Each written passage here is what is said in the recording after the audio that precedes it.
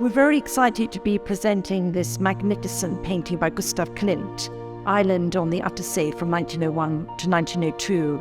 It's one of his masterpieces from right at the beginning of his career, never before seen at auction, and a really wonderful example of his landscape painting.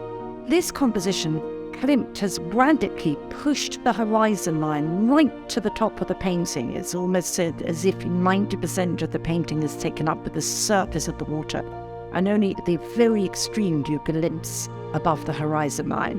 And that gives it this sort of sense of instability, as if you are sitting right there by the surface of the water.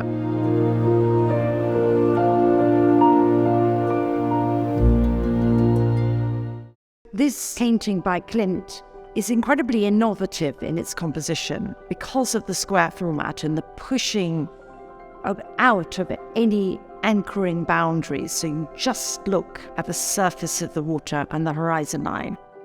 When he went to the Attersee in the summer, from the beginning of the 1900s right through to 1917, there was a time where he could experiment and innovate away from the constraints of commission portraits and away from the hustle of the city. And here you see him really pushing out the boundaries in this extraordinary sort of tone poem of light and rhythm and water, which is verging on abstraction. This is a painting that evokes an incredible sense of peace and expanse.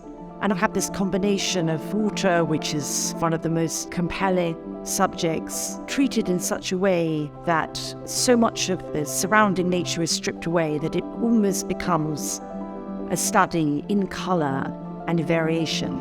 And he uses the landscape to connect with his feelings. I think, like many of the symbolists, like the expressionists, if you look at artists like Munch and Van Gogh, he is also echoing, for example, what was going on with Monet and his square format water lilies, but prefiguring so much of what is to come in 20th century art. Malevich with his abstract art and the white square, and then looking on to the second half of the 20th century, Richter and Rothko and Agnes Martin, for example. This painting, which has never before appeared at auction, actually comes with a very interesting exhibition history. It was first shown just shortly after it was painted in Vienna at the Secessionist exhibition in 1903-1904, and then it appears again in 1928 when it hung alongside the Kiss. And then in 1940, Otto Kallier, who was the owner by 1937 and the owner of the Gallery Saint-Étienne, had emigrated and fled Austria for New York and set up this gallery there. And by 1940, he showed it in an exhibition called Saved from Europe, where he showed paintings by artists such as Klimt and Schiele and Kubin that he'd brought with him from Europe, effectively saved from the Nazis. And this magnificent painting formed the centerpiece of Otto Kallier's exhibition, which really introduced Klimt to the American audience.